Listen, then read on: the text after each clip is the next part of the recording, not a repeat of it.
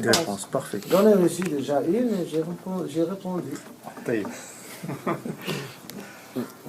Cher, Oui. par rapport à... Parce que j'entends, on revient souvent sur ça, par rapport à ce qu'on voit à la télé. Ouais. Parce qu'on associe souvent à une mauvaise guidance, une manipulation on peut dire, de nos frères qui égorgent des gens n'importe comment. Ouais. Mais ça, pourquoi on ne traite jamais le sujet à la source? Parce que tout ça, c'est une manipulation médiatique pour justifier une exploitation de ressources dans des pays étrangers, dans des pays comme l'Irak, la Syrie. Tout ça, c'est une question de pouvoir, de richesse, et on met en avant, comme ça a été depuis toujours, je pense, la question de la religion. Pourquoi? Parce que c'est l'un des meilleurs moyens pour recruter des gens. Qui va mourir pour de l'argent? C'est rare les gens qui vont aller mourir pour de l'argent. Donc, pourquoi on n'aborde pas ce genre de questions à la place de rejeter la faute? Bon, c'est bien d'éduquer les gens, je dis pas le contraire, mais on met jamais les points sur les i. Moi, et comme si c'était toujours de notre faute. Mais, enfin, Vous savez, hier, je crois que j'ai parlé de ça et j'ai répondu à ça. Je crois que c'était la nuit. Vous étiez là? J'étais là, mais c'était en arabe alors, parce que j'ai pas compris. La partie française, je crois, non? De toute façon, je vais répéter ça. Mais je tout juste voulais dire que c'est une... ce que vous dites, c'est vrai. Mais on doit partir du raisonnement inverse. C'est vrai qu'il y a une manipulation. J'ai dit ça hier. Ça, c'est évident. Mais on manipule quoi? Est-ce qu'on peut vous manipuler, vous, par exemple? Est-ce qu'on peut manipuler l'un d'entre nous, par exemple? Est-ce que c'est facile de vous manipuler? Bon, raison de plus, après une semaine de cours, ce sera impossible. Donc, pour être manipulé, il faut être vulnérable. Vous voyez? Donc, c'est comme le virus et le vaccin. C'est vrai qu'il faut chercher le point de départ du virus. Ça sera la chasse aux sorcières. Aller chercher le virus d'où il part et tuer là. Ça sera la chasse aux sorcières. Il est plus facile de vacciner les gens et plus efficace. Parce que la manipulation a toujours existé. Moi, quand j'ai répondu tout à l'heure à votre ami, j'ai parlé de la manipulation, j'ai parlé de l'instrumentalisation. Depuis la nuit des temps, comme on dit, hein, les politiques essaient de manipuler les gens. Alors, si vous lisez le livre La Voix ibrahimienne, le petit bouquin que j'ai préparé là, j'ai parlé de la Voix ibrahimienne pour ça, pour montrer que la manipulation, ce n'est pas une chose nouvelle. Notre prophète Abraham, lui, il a trouvé devant lui des idoles. Mais personne ne croit vraiment que ces idoles-là sont adorables. Son père, il les fabrique lui-même par ses mains. Mais c'est une duperie. On se sert de ces idoles-là pour manipuler les gens, parce que jamais, comme vous le dites maintenant, personne ne va se tuer pour l'argent des autres. Mais il peut se tuer pour épouser une hurlaïne, comme on dit. Quand on lui fait... Vraiment, parfois, c'est du risible qui touche à la folie. On fait miroiter des trucs à ces jeunes gens qui deviennent... donc, mais pour être manipulé, c'est ça mon propos, il faut qu'on soit vulnérable et non vacciné. Depuis la nuit des temps, il y a des manipulateurs. Et ça restera toujours. Et tant qu'il y a de la politique, d'ailleurs, en sociologie, quand on parle de la religion, on parle de la religion faisant partie des catégories politiques. La religion en anthropologie, c'est le politique. Parce que pour l'anthropologue, ce n'est qu'un instrument de pouvoir. Alors que, pour un théologien, la religion, c'est un instrument qui doit être au service de l'humanité pour garantir son bonheur, aussi bien dans cette vie que dans l'au-delà. C'est tout à fait différent de l'angle de vision de l'anthropologue. Donc, ce que vous venez de dire, parler du côté politique des choses, c'est très simple, c'est très facile. On peut dire, voilà, écoutez les jeunes, ne soyez pas manipulés par les politiques, ils veulent que vous fassiez tuer, que vous soyez tués pour qu'ils puissent faire ce qu'ils veulent dans la région, tout ça. On peut dire ça, mais est-ce qu'il y a... je vous pose la question. Combien estimez le pourcentage des gens qui vous occuperaient? 0,0000. Je peux y aller à l'infini. Déjà, ils ne vont pas vous écouter. Toi, tu es un mécréant. Je vais t'égorger d'abord. Je veux commencer par toi. C'est un problème. Donc, on n'a pas le choix. On n'a pas le choix. Il faut commencer par éveiller d'abord ces gens-là, parce que comme s'ils sont vraiment, comment on dit ça, sous l'emprise d'un pouvoir magique, il faut les libérer et pourquoi pas commencer avec les moins jeunes, avec les plus jeunes, excusez-moi, donc ceux qui sont de l'âge de la première adolescence. On commence dès cet âge-là à vacciner les jeunes. Nous aurons tous des enfants, nous en avons déjà des petits-enfants, donc il faut commencer par les tout petits. Alors, lorsqu'il arrive à 18 ans, 19 ans, 20 ans, personne ne pourra les duper. Il n'y a pas de choix. Cher Ismaël, juste une question par rapport à ce sujet. Ar-Rahman, la miséricorde, l'amour. Quand on dit qu'il faut commencer à un âge très bas pour les enfants, est-ce que Wallahu a'lam, ça arrive qu'un jeune soit à la quête d'un amour, d'un rahma, auquel il se projette lui-même cette guidance, il le fait par rapport à sa pensée qui est une intention. Est-ce que cette intention-là, on peut la condamner par rapport au niveau qu'il possède? Car la quête, des fois, elle se fait soi-même. Et lorsque l'éducation, par exemple, parentale, l'équilibre, l'amour, lorsqu'on en manque, est-ce qu'on en cherche dans des circonstances qui sont des fois, je ne sais pas si c'est pardonnable ou compréhensible ou Allahu a'lam. Comment expliquer ceci?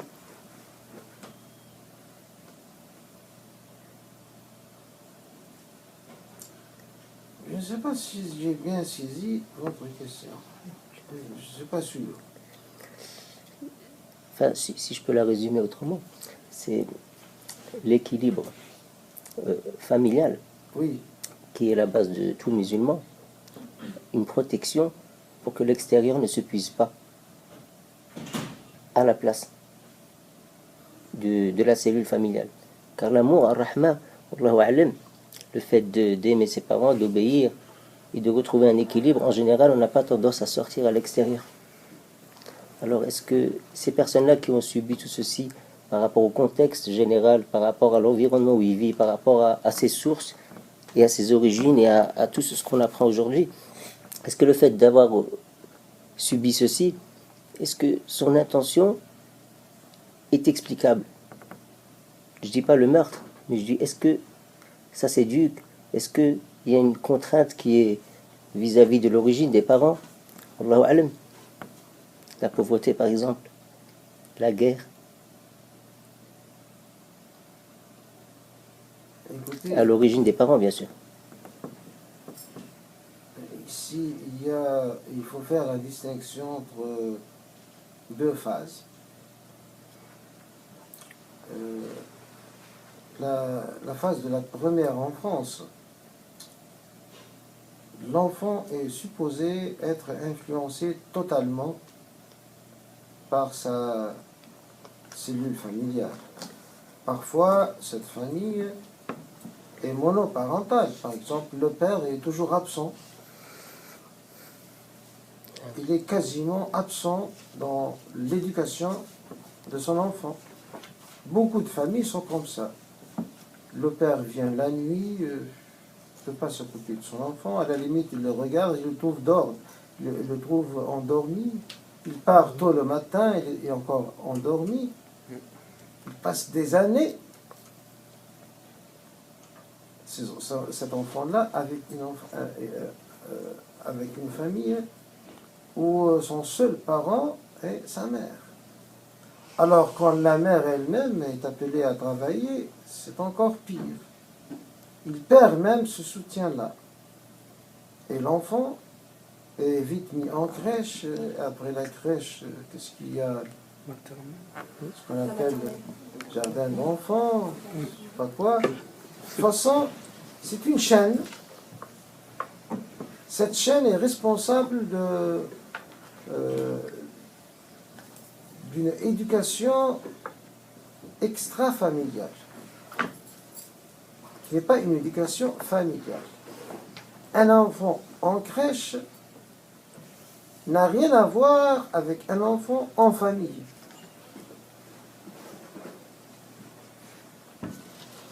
D'où le manque que l'on peut ressentir chez la toute dernière génération, peut-être l'avant-dernière aussi, le manque de générosité, le manque affectif, le taux du quotient affectif très bas chez les enfants de 10 ans, de 12 ans, déjà, leur tendance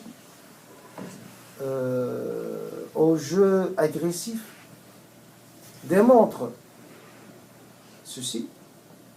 C'est un résultat immédiat de l'absence de la famille dans les premières années. Parce que, surtout, la première phase doit être une phase familiale. C'est là où l'amour, la générosité et l'affection jouent les premiers rôles. Avant l'éducation. L'éducation commence avec la deuxième phase, qui commence à 3 ans. Moyennement, je dis. Peut-être elle commence très tôt, à 2 ans, elle commence un peu tard, à 4 ans. L'éducation peut commencer à 3 ans. Au moins pendant 3 ans, l'enfant doit croître physiquement et psychologiquement dans un monde affectif de générosité, où seulement il doit voir la générosité et il doit voir la quiétude. L'absence de cet espace généreux est visible chez les dernières générations dont j'ai parlé, et elle est vraiment concrétisée par le type de jeu qu'ils choisissent. Vous n'avez qu'à regarder les enfants. Qu'est-ce qu'ils aiment comme jeu? La tendance à l'agressivité. D'ailleurs, quand on avance un peu plus dans l'âge, ou bien on est bien doté dans la société, alors on trouve son compte, comme on dit, et on vit normalement, donc dans les normes de la société, ou bien on se rend compte qu'on est mal doté, qu'on n'est pas assez bien doté, et petit à petit on commence à être agressif envers la société, en contrepartie de ce ce qu'on pense que c'est une injustice sociale. Parfois c'est vrai, c'est une grande injustice, et parfois c'est la justice même, parce que des parents feignants qui ne travaillent pas, c'est normal qu'ils vivent dans la pauvreté. Mais souvent, c'est une injustice qui cause leur chômage. Donc, nous n'allons pas entrer dans une analyse sociale. Le résultat c'est le résultat qui nous importe.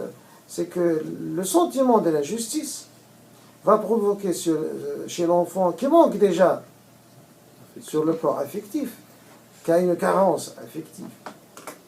Donc, ça va créer chez lui une tendance à suivre toute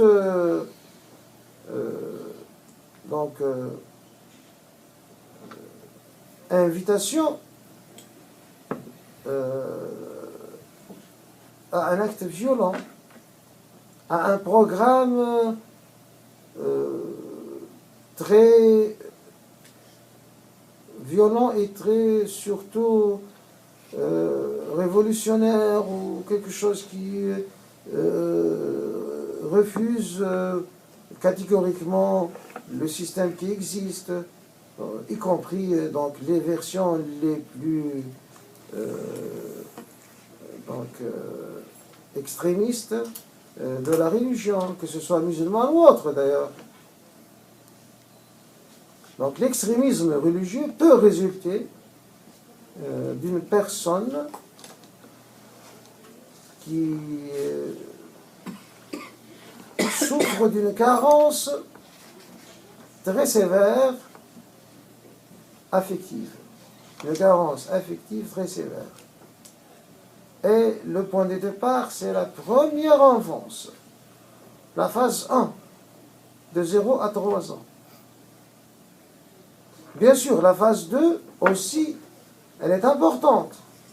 Mais déjà, c'est la phase 1. Donc, déjà, passé dans une très mauvaise condition, peut-être que le rattrapage ne sera pas facile en deuxième phase. Je ne sais pas si j'ai bien compris votre question. J'ai passé à côté. Non, j'ai bien compris, machin.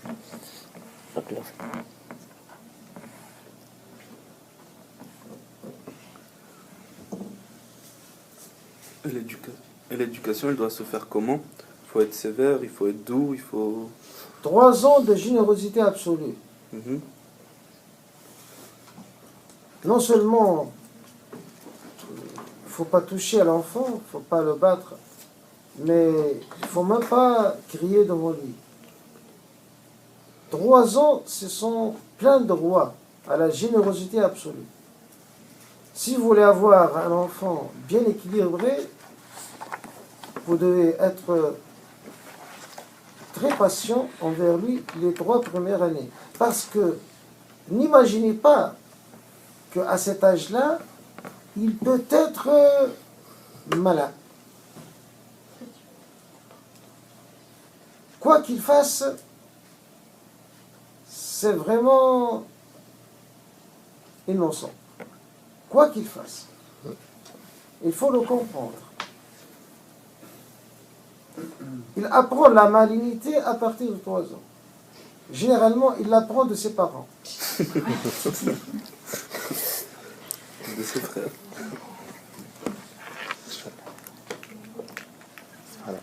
Vous dites qu'il ne faut même pas crier dessus. Mais un enfant, depuis le jeune âge, ils sont très malins, ils savent qu'ils n'ont pas le droit de faire une chose, mais ils la font quand même.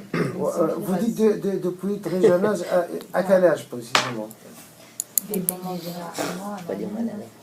Pardon? 1 an, 1 an et demi, comment À 1 an et demi, à 1 an, ils sont déjà malins. Ils savent, à ce moment qu'ils commencent à marcher à 4 pattes, ils savent très bien qu'ils n'ont pas le droit de faire une chose, mais ils la font quand même. Oui, mais écoutez, vous confondez ici. Il faut comprendre ici l'intelligence avec la malignité. Ça, c'est ce dont Maintenant, ce que vous venez de décrire, c'est une concrétisation de l'intelligence. Ce sont des très bons signes. Il veut se distinguer. Il veut montrer qu'il est devenu un être indépendant. Il ne suffit pas de dire non, faites pas ça, qu'il ne fait pas ça. Non. Il sait que vous ne voulez pas de lui qu'il fasse ça. C'est pour cela qu'il le fait. Mais tout en étant innocent. Il ne veut pas nuire à vous. Écoutez, il faut comprendre ça. Il ne fait pas ça pour vous nuire. Il fait ça pour se prévaloir, pour vous montrer qu'il est déjà quelqu'un. C'est ça, il faut le comprendre. Donc il faut le prendre dans ses bras. Voilà, ça, et l'encourager. Mais si tu ne fais pas, c'est mieux. Je te donne quelque chose. Lui expliquer ce qu'il doit faire.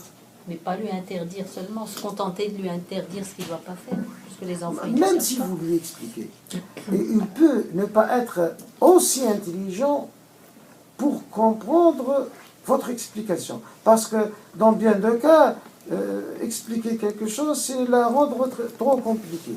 Donc, dans beaucoup de cas, c'est comme ça. L'explication, c'est plus compliqué que l'acte. Par exemple, il vous voit prendre un médicament.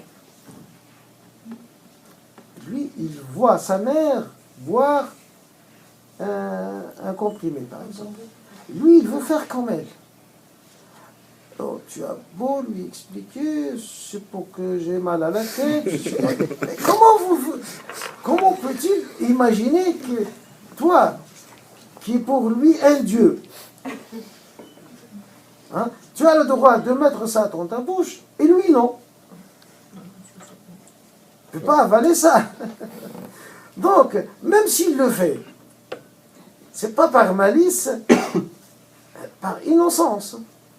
Parce que ton explication, donc, n'a aucune signification pour lui. C'est pour cela que c'est écrit sur les médicaments, ne pas laisser à la portée des enfants. Et c'est pas écrit expliquer aux enfants que c'est pas bien. il n'y a pas que les médicaments. Bon, oui, il n'y a pas que les médicaments. Même l'eau de Javel aussi. J'espère qu'on ne laisse pas ça à la portée des enfants. Oui, mais je vous explique parce que il s'agit ici d'être préventif. Il n'y a pas d'autre solution. Cher, si vous le permettez, Oui. Allahu Alam. Je crois qu'il y a plus d'indices chez les enfants à apprendre que des indices à leur transmettre. Parce qu'on a tendance à vouloir pour son fils toujours mieux que ce qu'on était. Mais l'enfant, il veut rester dans son fitra. Il a besoin de nous faire découvrir qu'on ne doit pas l'aimer pour nous, l'enfant. On doit l'aimer fils à Billah. Et ça, c'est ça la différence. Allahu Alam. L'aimer entre ce que Dieu nous ordonne et ce que nous ordonnons, c'est pas pareil. Et ça, il faut faire attention. Allahu Alam. D'après ce que je teste. Allahu Alam. C'est dangereux de parler aux enfants de la religion avant l'âge de la discernation. Écoutez, c'est une erreur très répandue. On confond entre faire apprendre au petit le Coran, par exemple, qui peut commencer à 3 ans, et lui apprendre les préceptes de l'islam. Certains sont très zélés, ils aiment trop bien leur petite fille, trop bien, même pour lui faire porter le voile à 3 ou 4 ans. C'est ridicule. C'est ridicule. Parce qu'il y a un âge pour le début de l'apprentissage de la religion qui est fixé par la religion même. C'est à 7 ans. 7 ans lunaires. Faites le compte, ça tombe 6 ans plus... Moins 70 jours. Hein, Moins 70 jours. 6 ans moins 70 jours. 7 ans. 7 ans lunaires. Non. C'est 11 jours. Non. Ok. Écoutez, 11 jours par année. la différence, c'est 11 jours par an, multiplié par 7. 77. 77 jours, donc c'est 7 ans moins 77, pas 6 ans. 7 ans, 7 ans. 7 ans moins 77, oui. Donc 7 ans moins 2 mois. Avant ça, vous n'avez pas le droit de lui parler de la prière, du jeûne, je ne sais pas quoi. Halal ou haram, ça ne veut rien dire pour lui. Mais l'enfant parfois imite ses parents, lui-même faire la prière, il les imite, donc porter le voile. il doit le prendre comme jeu. Et jamais ne l'encourager. Parce que, par expérience, ceux qui s'efforcent à encourager leur enfant à faire les rites trop tôt, dès qu'il arrive à l'adolescence, il l'abandonne. Par réaction. Il n'y a plus l'autorité parentale. Donc il faut patienter quand même. 3 ans, générosité absolue, rien d'autre. Encore 3 ans, donc apprentissage à la vie, pas à la religion, à la vie. Lui apprendre comment devenir propre, lui apprendre comment jouer certains jeux et laisser d'autres, lui apprendre comment se comporter, comment porter ses vêtements, tout ça. Bon, tout ça, vous avez votre temps pour le lui inculquer. Mais la religion, c'est à 7 ans. À 7 ans, moins 2 mois. Voilà. Donc avant 7 ans, est-ce qu'on a le droit de leur apprendre le Coran? Non, le Coran, bon, par exemple. vous pouvez lui apprendre parce que déjà il a la capacité, la mémoire, il a la capacité de mémoriser. Vous pouvez lui faire des trucs. Par exemple, voilà, si tu apprends, par exemple, 10 lignes, je te donne telle ou telle chose, par exemple. Et tu lui laisses le choix. Il vaut mieux de lui donner un choix entre 2 choses. Entre apprendre le Coran et autre chose. Il vaut mieux faire ça. Dans les 2 cas, tu lui donnes une récompense. Mais tâche que la récompense du Coran soit un peu plus attrayante. Il ne faut pas trop tricher, mais il ne faut pas qu'il sente la tricherie. Il faut être très intelligent là. Parce que vous pouvez l'entraîner par l'encouragement et tout ça, et les récompenses, pour qu'il apprenne le Coran. Mais à quoi ça va servir si par la suite il va l'oublier?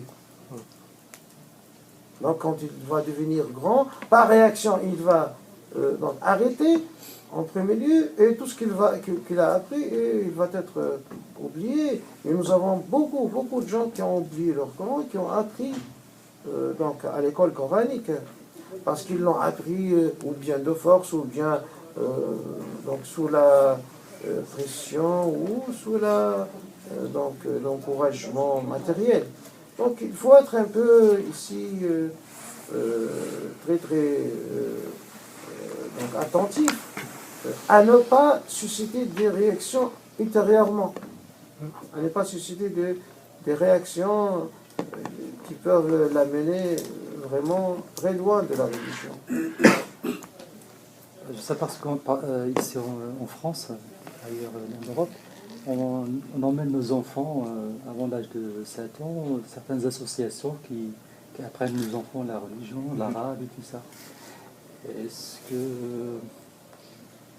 c'est une bonne chose? Il faut créer un espace ludique à l'intérieur Écoutez, à partir de 3 ans, il a droit à l'école maternelle.